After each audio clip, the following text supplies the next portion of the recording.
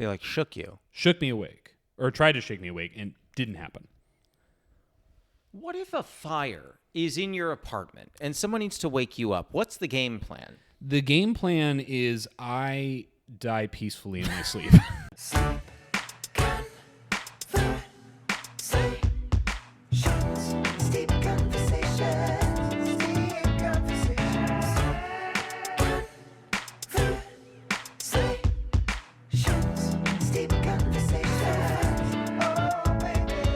When I drive in Florida, so my mother now lives in Florida. I'm a New Yorker, but my mother lives in Florida now. And when I drive down there, I genuinely, like, Jess makes fun of me because I genuinely will drive so defensively. Like, if I'm driving, I go, oh, that car's going to hit us. I'm going to slow down. She's like, why are you doing that? I'm like, it's real here.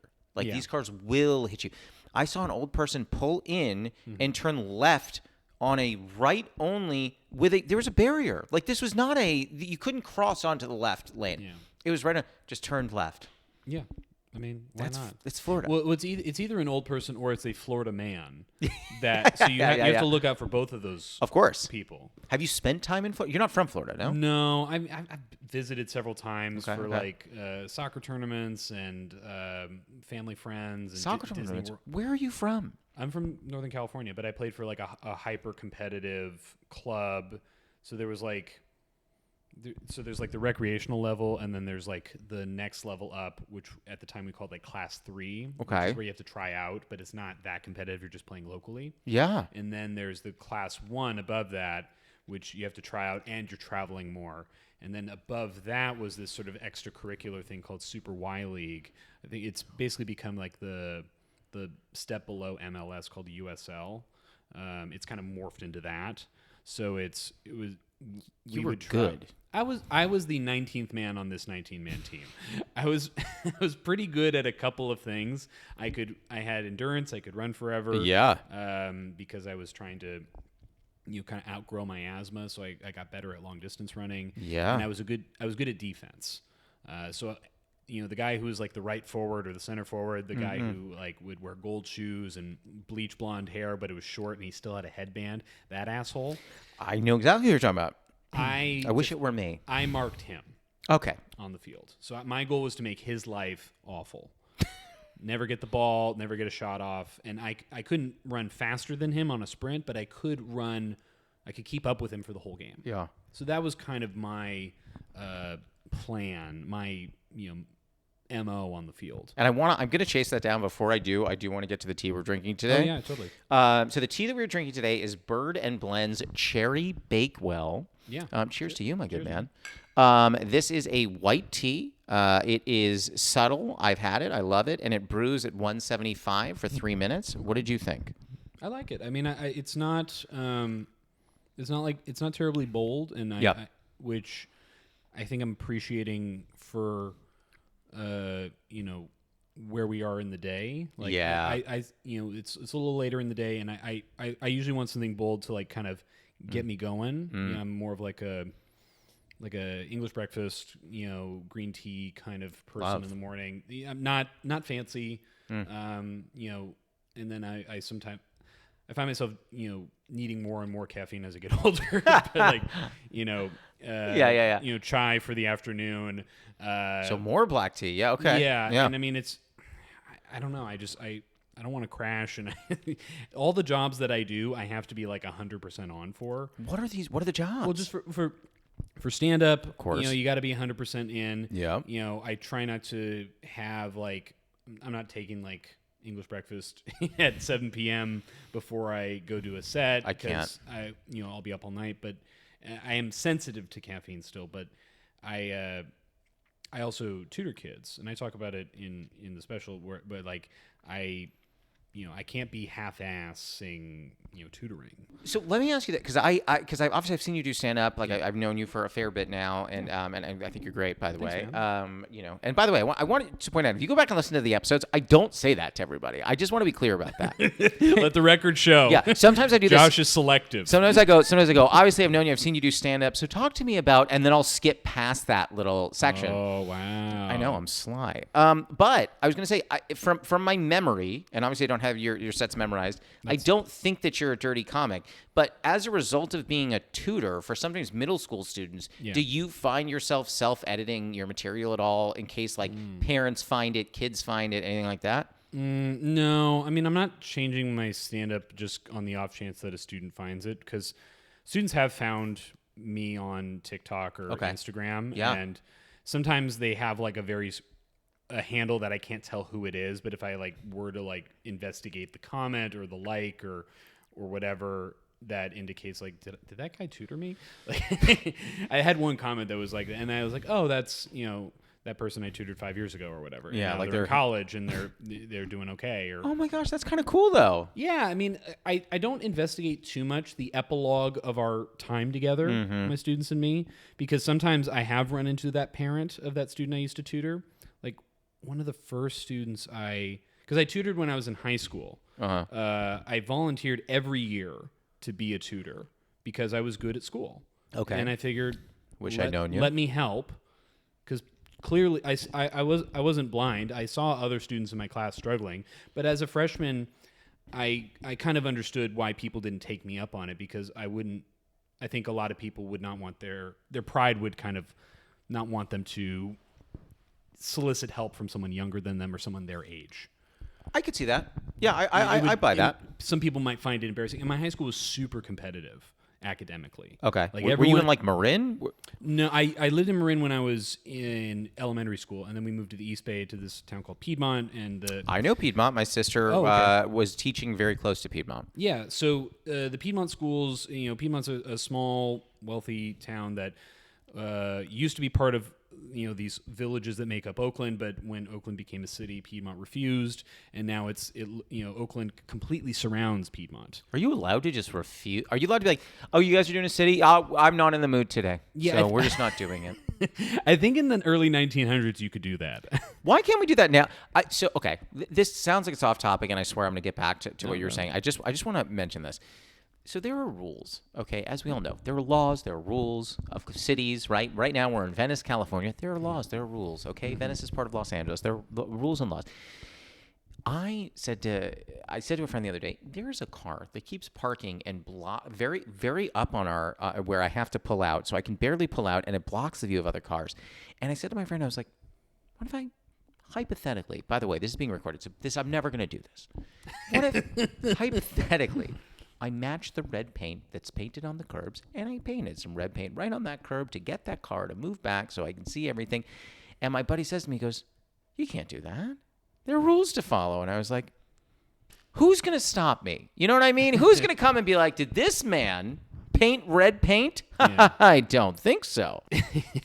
Yeah, I mean, I think this is just part of growing up, is like how do we react to these things that kind of get built up around us, both socially and physically. And the hope is that we have like the tools that we didn't realize we needed to sort of like survive as adults. Like, I'm very grateful now that I was born in the heart of a city. Okay, tell me more about that. Because I was born in San Francisco, and I grew up blocks from a hospital. So ambulances tore down our street when I was a toddler at all hours of the night and day. So I don't know how my parents handled it, but I learned how to sleep through anything. So when I'm out, I'm out.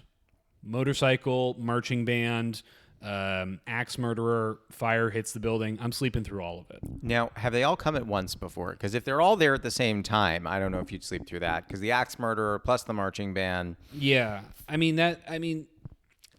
I came at once, but like I don't. Yeah. That's because that's what I'm into. But like, sure, no, that's fine. Yeah, but as far as I know, like I remember a woman in a building I used to live in on the east side of LA. She had a nervous breakdown at like 3 a.m. And at the time I was living with my girlfriend and my friend, and my girlfriend tried to wake me up in the middle of the night because this woman was like banging on doors. She broke a window. Someone opened the door. She ran in. She was like removing her clothes. She was having a psychotic episode. Okay. And my girlfriend woke up. My roommate woke up, and they were trying to get me awake, and I did not stir. They like shook you. Shook me awake, or tried to shake me awake, and didn't happen. What if a fire is in your apartment and someone needs to wake you up? What's the game plan? The game plan is I die peacefully in my sleep. I didn't see you going there. That is the game plan. Save yourself. Maybe take the cat, but you know what? I'll be dead. I won't care. Yeah, get out while you can. Yeah. But I'll be okay. I'll be fine. I'm so, like, I'm enjoying my life, and I have a beautiful life right now, but I am so ready to die. Are you okay? So this is now the third person. I'm so okay with it. You were the third. Okay, in the past 10 episodes of this podcast that I've done, you were the third person to say that you are comfortable with death. Yeah. I am like blown away by this concept because I can sit here, and I'm going to be very honest with you. Mm-hmm. I can sit here and say that when my time comes, I am going to be able to be grateful for what I had, be grateful for who I loved, be grateful for those that loved me, and be ready to go. But I would be lying to your face if I didn't tell you that there is a small piece of me in the back that no one sees that I think is going to be so scared and lonely, even if I'm surrounded by people, and confounded by what I'm about to experience, that I don't know that I would be able to face that. No, it's a tough prospect. And I think for me, what's helped is just I've had a lot of like near-death experiences. And so throughout my life, and I've had, illnesses and injuries that could have gone a lot worse had things been, a smidge different. Yeah. And I also like seeking certain thrills, like adrenaline rushes. And Sure. I was very adventurous as a kid, and I broke a lot of bones early. And Get him out of the way. Yeah, no, I like really like 3 before I was 11, like quick. And so I think I've learned some cool limits about what my body can and can't do. I'm continuing to learn about the limits of my body, and the limits are only growing. Mm-hmm. So like physically, I mean, I'll do what I can to maintain, but it is only going to get worse. Mm-hmm. And so I've lived a really nice, charmed existence, being raised by people who love me and getting to, have great academic opportunities as well as career opportunities, and getting to do this really lovely career that we have, this wonderful job that we have, and getting to do it in a really nice place for all of LA's faults. It's a pretty nice place to do it all. I like it here. Yeah, it grows on me every day. But I also realize that if it ended tomorrow, and I try to remind myself this, if it ended tomorrow, I got to be okay with how it went. I don't want to get morbid, but I mean, like, if you were to be told tomorrow that you have 24 hours to live and then you're just going to die peacefully, do you think you'd be able to accept that and just be like, okay, this was inevitable, it is happening now, and I can accept this? I think I can. I mean, I think it would happen faster now than it would if I was a little bit younger. Sure. Had certain other things not happened. Like I had like a really horrible injury about 5 years ago where I really had to sit in. I was laid up for several weeks, and I was really fighting the fact that I was laid up. And I basically, without being too graphic, I had a severe laceration to my leg. This was a skiing accident, wasn't it? Yeah. We talked about this. Yeah, I was doing a road gig in Tahoe. The Improv had a road gig where you do like a Wednesday through Sunday. It was levity up there. Yeah. It was Tahoe Improv, and you'd perform for these people who could probably take or leave you for the most part. You try to win them over, and I was hosting, and the headliner offered to take me skiing. He offered to take the middle act, but he said he politely declined, and maybe wisely. Yeah. And I was doing fine. I hadn't been skiing in a little while, but I knew the mechanics of it. So on some runs, how it kind of banks up on the sides, and there's trees, and you could conceivably go up that embankment around a single tree and add a little zhuzh. Yeah, it's not a tree run, but you could add a little fun in the mix. Right. Yeah. So I had done that earlier in the day, and it went fine. So I was feeling myself a bit. Yeah. And so I tried to do it again, and what happened was I couldn't see what was up there. And what was up there was a series of rocks and jagged logs. And I tried to ski over them, and I couldn't. And so the log that I fell on kind of tore through everything. And I learned some anatomy. I learned where our femoral artery is. It's on the inside, and I messed up the outside, which is apparently just cold cuts. Okay, so because that if you hit the femoral, that's the game. Yeah, you bleed out. Yeah, but you hit the outside. Yeah. Holy crap. Okay. So the headliner. I'll shout her out, Sarah Tiana. She's incredible. I'm sorry. This was Sarah. Yeah. She asked, "Are you all right?" And I said, "No," because in Kill Bill when they'll swipe there's this fight scene where they swipe a sword and then you see the streak of blood. Yes. And then the person falls. It was like that. So I saw this streak of blood, and I realized I was down. And she asked if I was okay, and I'm like, no. And then she kind of hobbled her way up, and she kind of, she put pressure on the wound and called for help. And fortunately, a ski patrol person had come by pretty soon after I had fallen, and they put me in one of those that toboggan coffin thing. I know it. Behind the snowmobile. So I missed the show that night, and because I had to be in surgery, and they it was 26 stitches, and they Dilaudid and the whole thing, and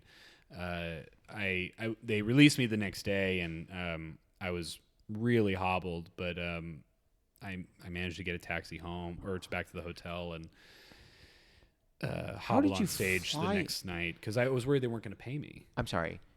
Hold on.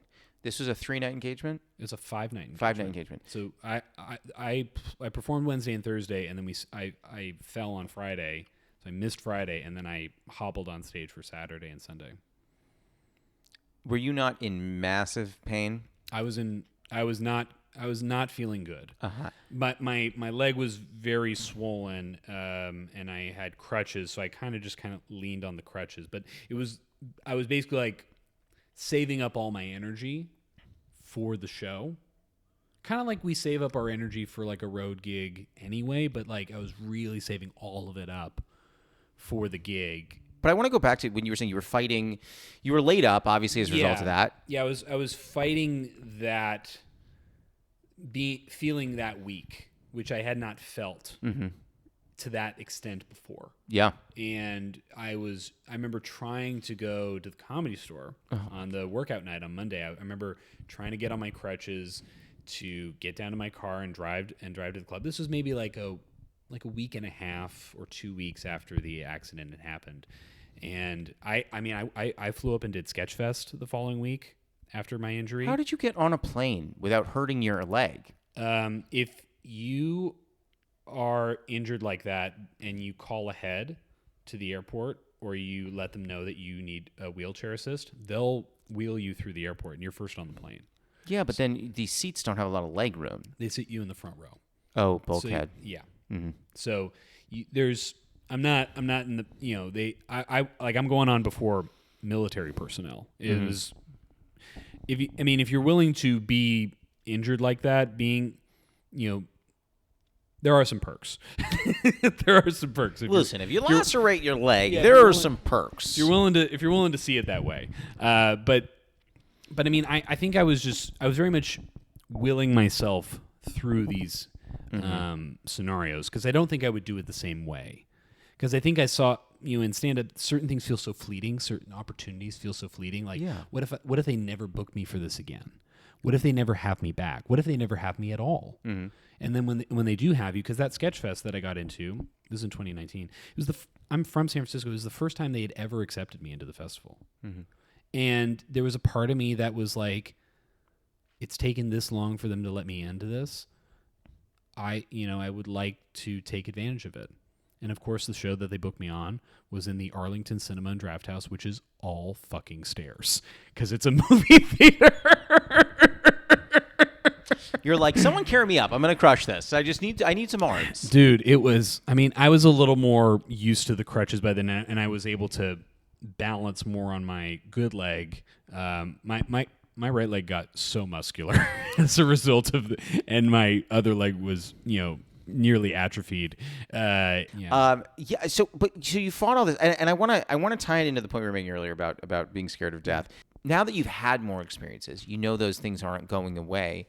How does all this tie in with you kind of coming to a place where you would be at peace with the idea of if that accident had been worse?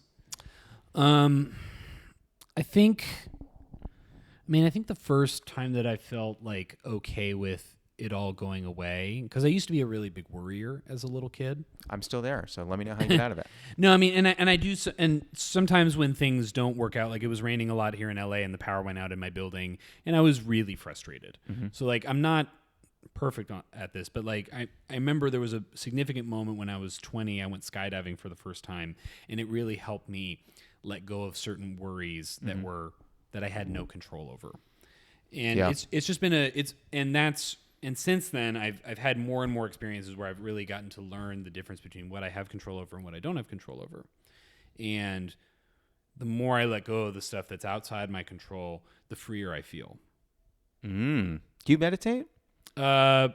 Poorly and not often. So the reason I asked that is like I'm trying to think about, was this a mindset shift that you did by yourself, or was this something that like, I don't think it's so easy as to say, and perhaps I'm wrong and I'm open to the idea that I may not be right here.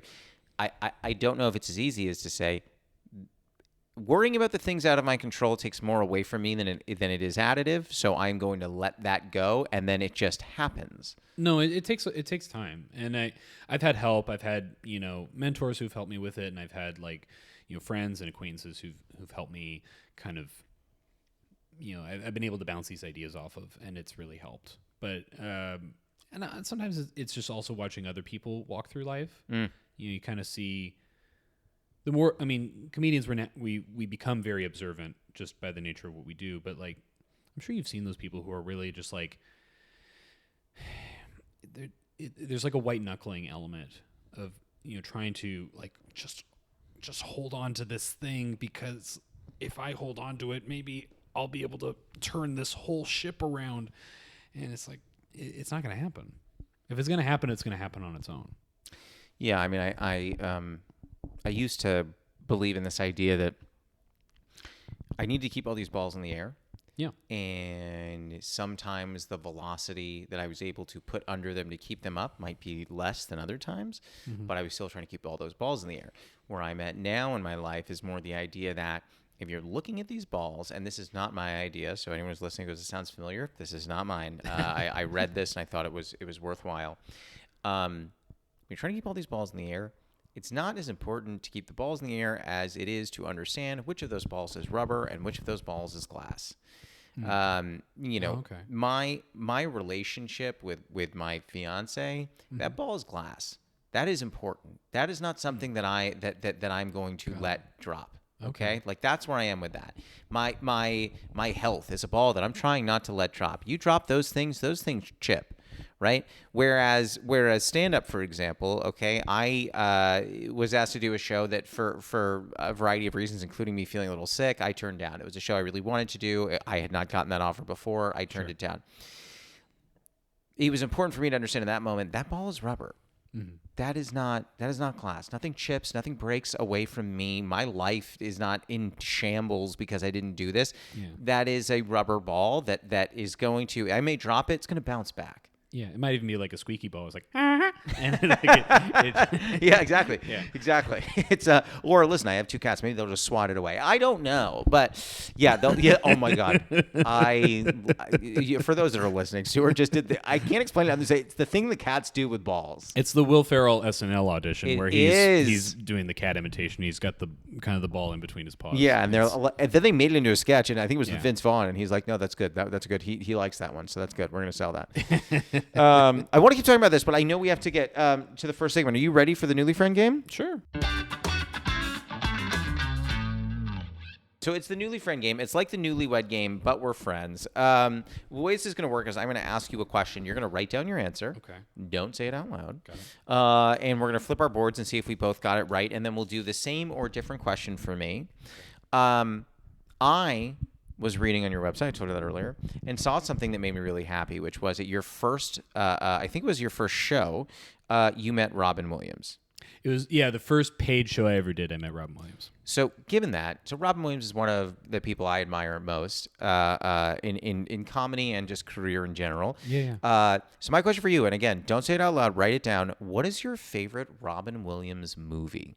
My favorite. Your favorite. So we're doing this for you first. So what is your favorite? So don't say it, write it down. Okay. And this is tough because I want to say of all actors, I think he's got a really, really great selection you could choose from here. Yeah. There's a lot of options. I'll be honest. I don't think this movie holds up. Okay. Now. Okay. Should I show? Yeah. Let's flip the board on 3. You ready? 1, 2, 3. Flip. Okay. So we both said Mrs. Doubtfire. Yeah. How funny. Points. Love it. Love it. Does it? I'm going to be honest. So I loved this movie, but I haven't seen it in a while. Does it not hold up? I don't think it holds up in the like. I think if you were to try, some people say like if you were to try to make it today, I don't know if it would fly because I think there is like the element of like cross-dressing. Mm-hmm. I feel like our understanding of the nature of like why people cross-dress from a cultural standpoint and from like a personal expression standpoint and from a delineating between like cross-dressing, drag, and actually being transgender, that conversation has evolved so much that I don't think it would be approached in the same way. I know it's a stage show now, and there's it's the point of it is like he just wants to be close to his kids, and I think they do react. Sally Field and Pierce Brosnan react kind of justifiably, like this is fucked up. It was a drive-by fruiting. Yeah. Yeah. But just there's the initial moment where because he's a voice actor. Yeah. And I think the most improbable thing about this movie is he's a voice actor in San Francisco.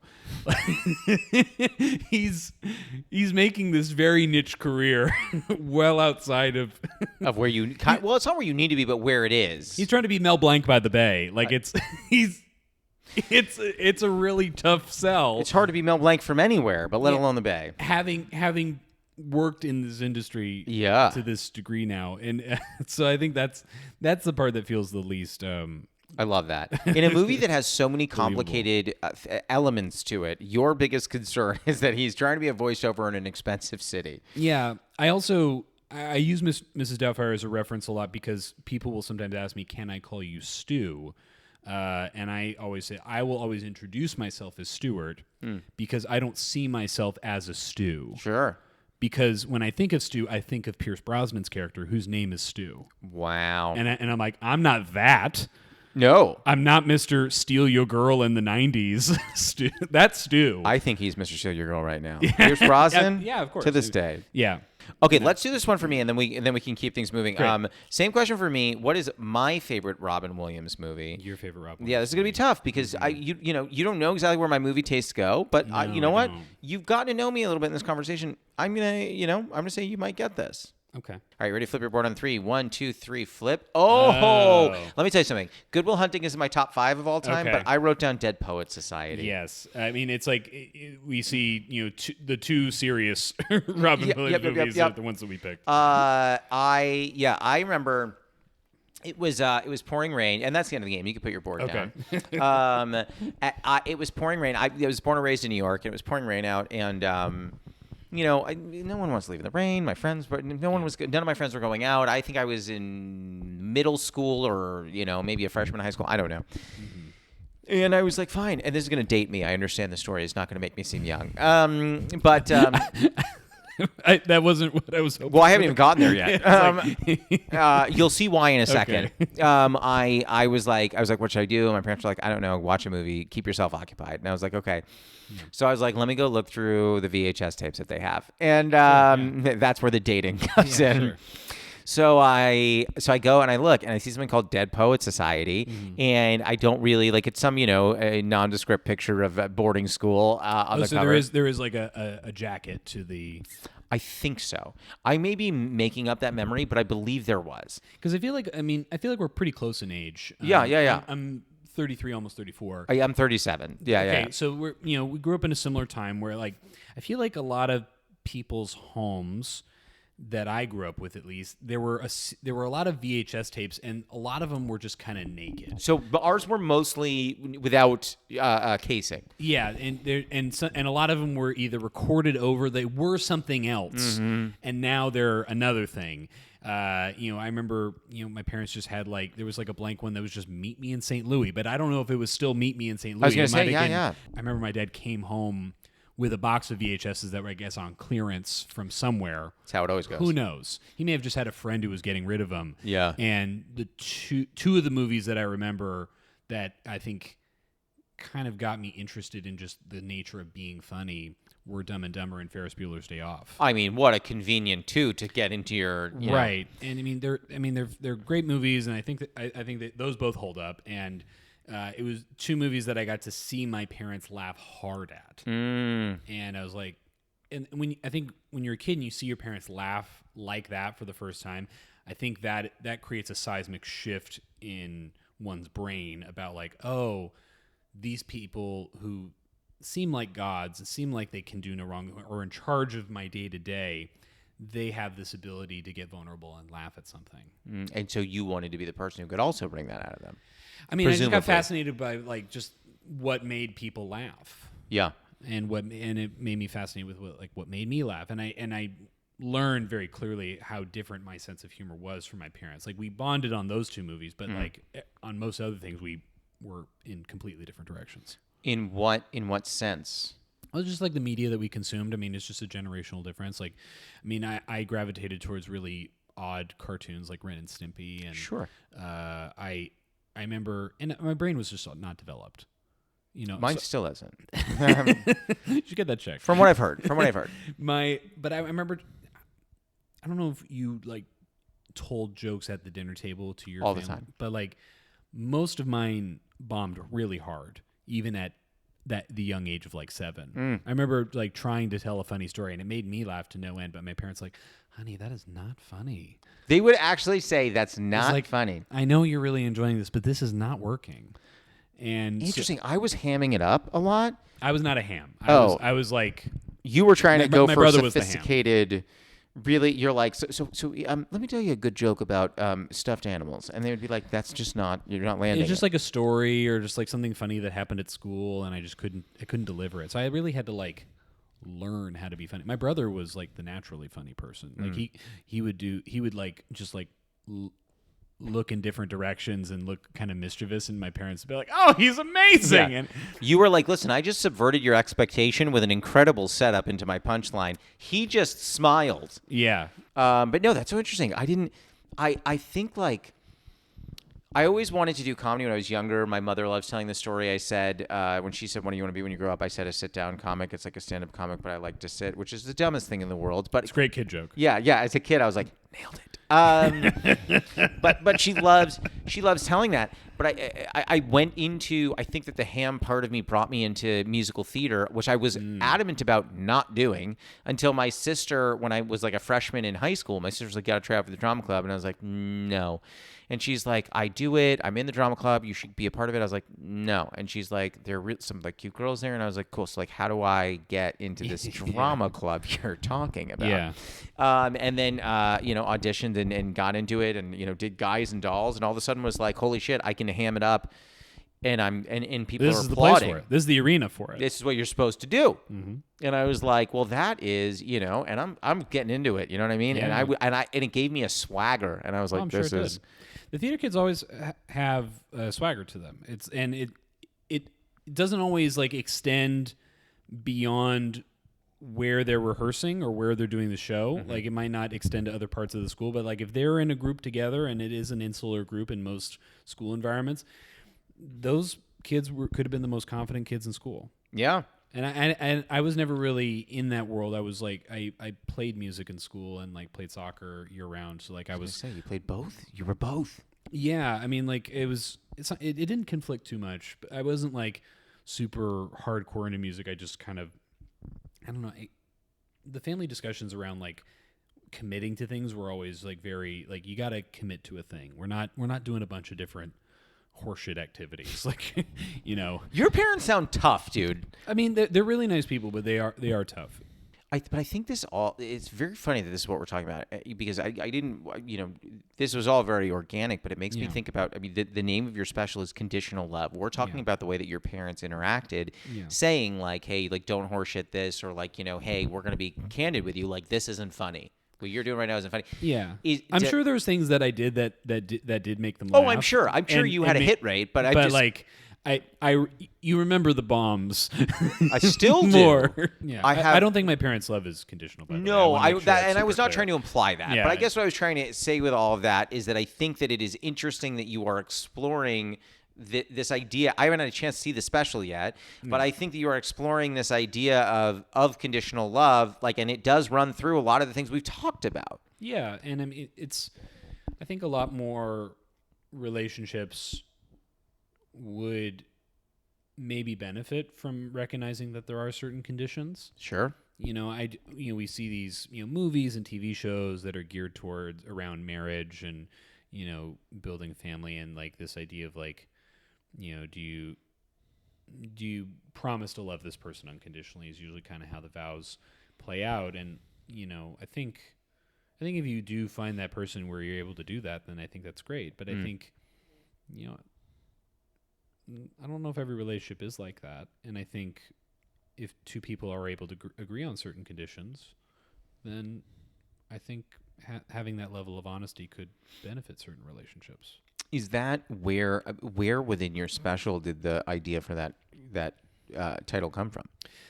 It's the last story on the special. Okay. So like, I don't want to give too much away. No, but and you shouldn't. But it is involving something that happened growing up with my family, and it involves like a very specific feeling that I have, and it's kind of centers around birthdays. So I'm not giving it away, but like I kind of I let people know that I'm not a big fan of my birthday. So wow, we're on opposite sides. Okay, you are not a big birthday person. No, okay. I don't celebrate my birthday terribly well, and I'm not.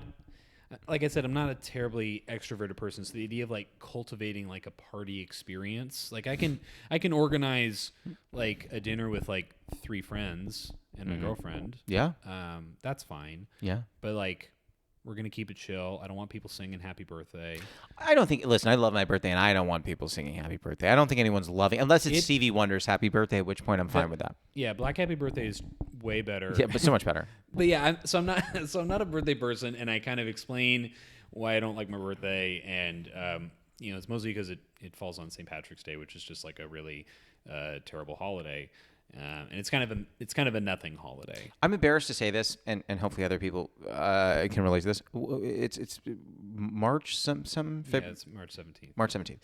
Obviously, I knew your birthday. I just didn't know when St. Patrick's Day was. Is what I was asking. It's all good. Yeah, there are. That holiday, in my own experience, that holiday has been. I engaged with it for maybe 2 years, and I think we all know that was in my young 20s, and I was like, hey, it's an excuse to get plastered. And not to go back to us growing up, as I've gotten older, I'm a little like, what are we doing here? Like, why is this happening? But I will say I have no Irish in me whatsoever, literally none. However, my mom and dad would, every year, my mother would make corned beef and cabbage. And to celebrate St. Patrick's Day, just a very wholesome cultural appropriation. Yeah, I was gonna say cultural appropriation done with a definite hat tip. And I looked forward to that meal every year. That's very funny. I know. I gotta say, so I gave up meat 11 years ago, and I will say that like there are certain weird moments where I go, and that's one of them. You missed the corned beef and cabbage a little bit, which so let's be clear. I mean, that's not like a high quality meat. Yeah, I mean, the meal's just okay, but I mean, like you can. Yeah, I would zhuzh up corned beef differently. I do love that you've said zhuzh twice on this podcast, and I love that word. So the fact that you've said it has really like sparked joy in me. Thank you. Yeah, I mean, I grew up with the original Queer Eye, and that's where it came from. Good. At least for me, that was. I love that you're like OG Queer Eye. Don't give me that new stuff. No, it's the crass jokes, poor video quality. Good. just worse the better. Just trying to get some dudes to stop wearing, jeans with flip flops. That was like that was the goal in the early 2000s. You were just trying to get people to wear fewer pairs of cargo shorts. And I remember that was another time I remember hearing my parents laugh really hard, but not quite getting it, because I remember like the gay crew had just entered this. I'm sorry. So they're the gay crew? The Fab Five. The Fab Five, yes. I will. If they came into the house and they're like it's really cold, and they're like, let's adjust the thermometer, and they're like, what should it be, like 68? And Carson Kress is like, I prefer 69. And my parents laughed and laughed, and I did not get it. And I remember being like 13. I'm like, why is that so funny? Yeah, you're like, 69. I feel like that's pretty roomy. Why are they laughing at that? And I was just like, oh, and now that I understand it, I'm like, oh, my parents were. They had a nice sense of humor. I hate to do this because I'm having a lot of fun, but are you ready to go to the final segment? Sure, man. The final segment is a lightning round. It's 5 fast questions. They do not at all have to be fast answers. Got it. And I'd like to use an index card because I feel like this is my only shot at being a late night talk show host. I don't think anyone's like, you know what we need? Another straight white male to come in here with a J name to take over one of these shows. Ed, did you know that? There's another J host. I swear to God, I can't even imagine. He's not a Jimmy. He's not a John. He's a Josh. That's better than mine by a mile. Question 1 for you. So what is a favorite ritual of yours? So one of mine, I love brewing tea. Yeah. I like riding my bike through LA. It's exercise. I can cover a lot of ground, and I'm a big guy, so jogging on pavement in a neighborhood does not feel good for my body. Nothing feels good for my body anymore, but yeah, that's reasonable. Yeah. I mean, it gives me a headache. It hurts my knees, but cycling for a big guy like me, it feels like I can glide through this city. Oh yeah, and I feel like cycling is a really nice way to commune with your neighborhood, with your community, because like I'm not encased in a car. Cars are very insulating. Yeah. Yeah, and it's really easy to be judgmental of people and kind of stew in resentment when we are in a car, because we don't know what someone's intentions are because they're locked in their car.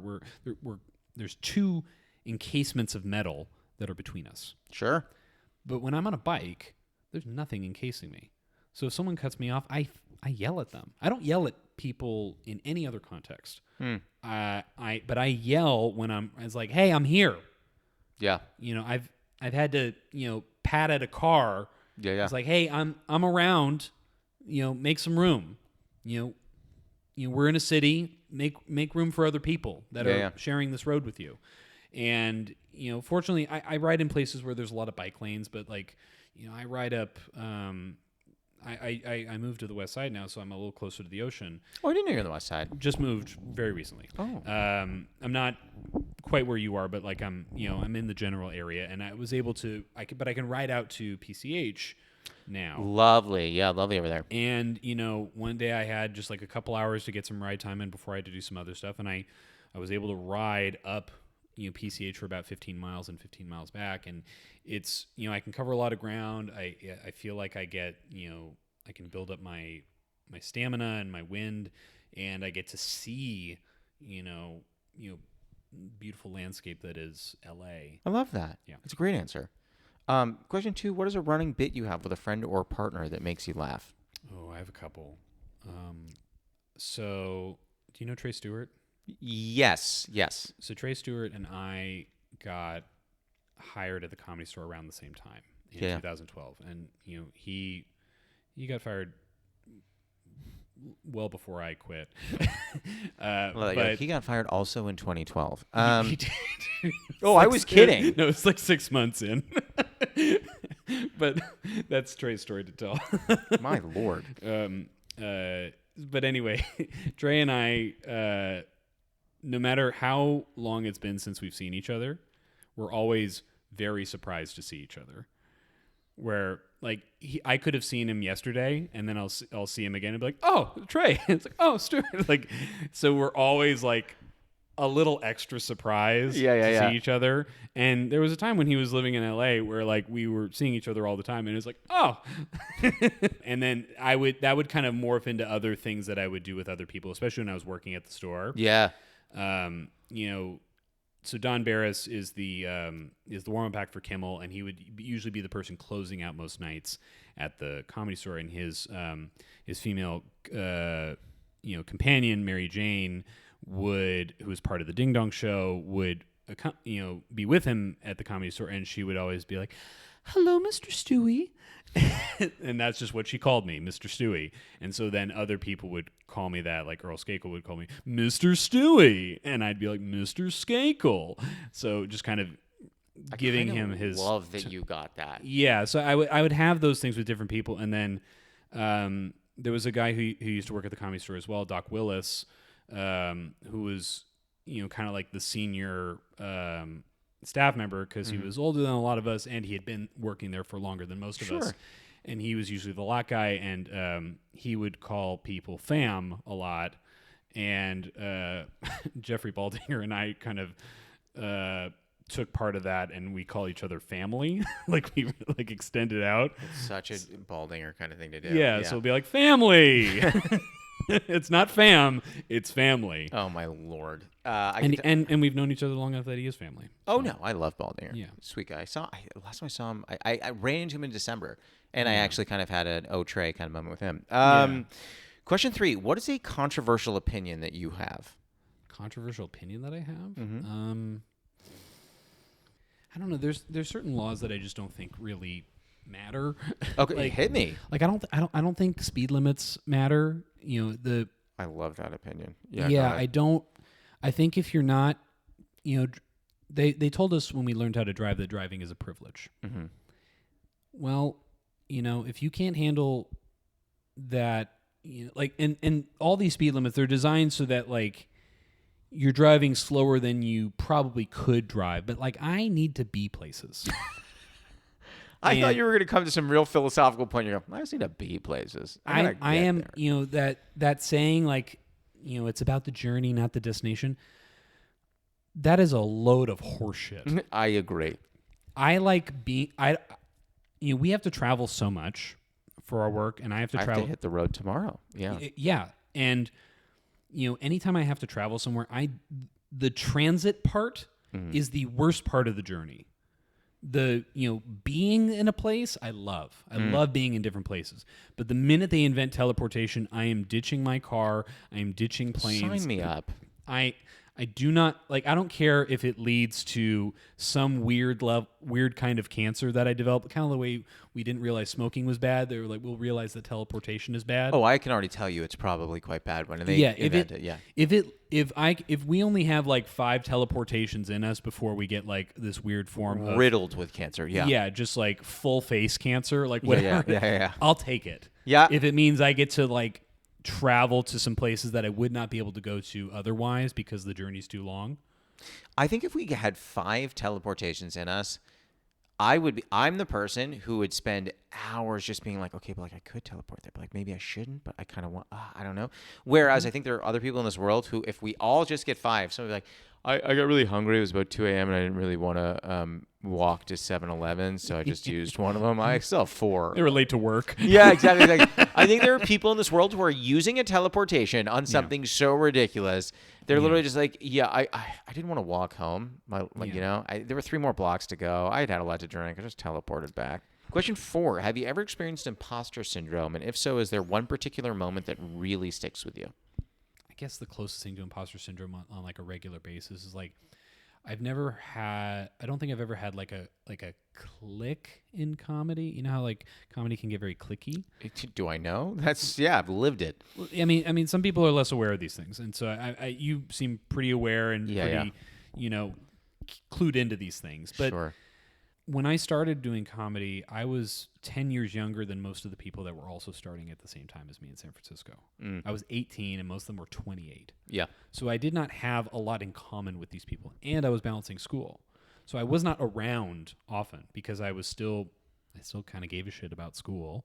And there was no option for me to just kind of like fail out of school. It was not like that would not have gone over well with any of the people that were around me. Well, I know your parents pretty well after this podcast. I don't think they would have loved it either. Yeah, they were big on me finishing. Yep. So, And I kind of wanted to complete it as well. I do have a completionist streak within me. Sure. So I didn't feel like I was a part of the group of people that I was starting out with in comedy. I mean, we're friends now, and when I see them, I'm very happy to see them. But like, it was all very fleeting, the amount of interactions that we all had. And I'm close with some of them, not as close with others. And then when I came to LA, I was still pretty young compared to most people. I was 21.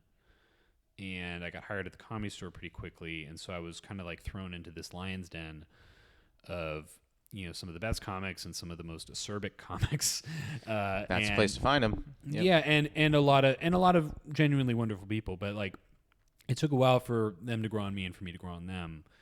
But I've learned to be comfortable being alone in a lot of circumstances. I mean, stand-up is a very solitary pursuit. I was gonna say you chose the field for it. Yeah. Yeah, and being a tutor is like I'm not. I don't have to go into an office and meet and hang with other tutors and like tell stories around the water cooler. I just go to I go to these students and I help them out, and then I go on my way. I feel like a hired gun in both of these jobs that I have, and so I'm kind of okay with like doing things solo a lot of the time. I think that's a phenomenal answer. Probably one of my favorite answers I think we've gotten to that question before. I hate to say this is our final question because I really enjoy this, but I'm really excited for this question for you because the question is often, I had to change it. It was originally what's your favorite tea, but then I had to say what's your favorite tea or comfort because a lot of people don't drink tea. But I know you are a tea drinker, so I'm excited to ask you this. What is your favorite tea? Shoot. I mean, it's hard to say. I mean, like there's go-tos for me. Like, yeah, I think English breakfast is kind of like the constant go-to for me. It's classic for a reason. But there's a loose leaf tea shop that is not too far from where you and I live. And usually when people ask me for what to get me for a gift and I don't know them that well, I will, or I'm just starting to get to know them, I'll usually just say loose leaf tea. Because like that's a thing that requires a little bit of searching. But like it's specific enough where like you can go to like probably one place in a town and that's where it is. Yeah. Out of curiosity, if you like them, shout them out. What is the loose leaf place? I think it's called Buena Vida. Oh, I've been in Buena Vida. I was there about a month ago. Yeah. Yeah, they do a nice job. I love and they have nice services like if you go there in person. That's what I did. Yeah, and they do like an afternoon tea kind of thing with the tea cakes and they do a very nice job. And they but yeah, my girlfriend's mom was very kind to get some teas that I had not tried before. And when you asked me like what tea I'd like to have, and this is different from the one that she got me, but she got me this white tea. Yeah, it's like this jasmine silver needle kind of thing. I love silver needle. Yeah, yeah. It's very nice, and it's not something I thought I would like, but I find it very enjoyable. And there's another one that they make. It's more of just like for the caffeine element, but it is tasty, and it's also called gunpowder. Oh, I love gunpowder tea. I think gunpowder is amazing. It's like it feels like the most manly version of tea that you can have. You need to butch up tea. That's what you needed. Yeah, it's like if Black Rifle Coffee tried to make a tea. Correct. They would call it gunpowder, but they can't because it's already in existence. And who would have thought? Yeah. This was amazing. That's the pod. How do you feel? I feel good, man. I'm glad. It's nice to get to talk to you and get to know some of your interests, and I feel like we're remarkably similar. Even I mean, the sweaters aside, I like that we wore different colors for continuity purposes. That's what we do here. Yeah. As soon as you walked in, I go, I'd wear what he's wearing. Yeah. But like I feel like we're more similar than I had even already assumed. I felt the exact same way. Yeah. Well, listen, you're genuinely welcome back anytime. And because you're on the west side, if you ever want to come over for tea, just text me. I would love that, man. Thank you. Awesome. Thank you. That was Stuart Thompson. You can find him at Stuart B. Thompson on Instagram, TikTok, and YouTube. You can find his new special, Conditional Love, on his YouTube page. This episode was produced by Dylan Rosenthal. It was edited by Martin Alvarez. Our theme song and additional music are by Oliver Hymack. Our cover art was done by Neil Fraser with photography by Matt Mazisco. Social media by Dia Villegas. Please write a review and rate our podcast on Apple Podcasts and wherever else you can. You can send any questions, comments, newly friend game suggestions, or tea suggestions to steepcombos@gmail.com or tweet us at steepcombos. I'm Josh Lanzette, and you can follow me on Instagram, TikTok, Twitter, YouTube, and Facebook at Josh Lanzette. We'll be back next week, so until then, happy steeping. I'm worried about my balance, where I get like caught up in something and just fall over. Yeah, I mean, that could happen. Surely it hasn't here. This guy? No. Yes.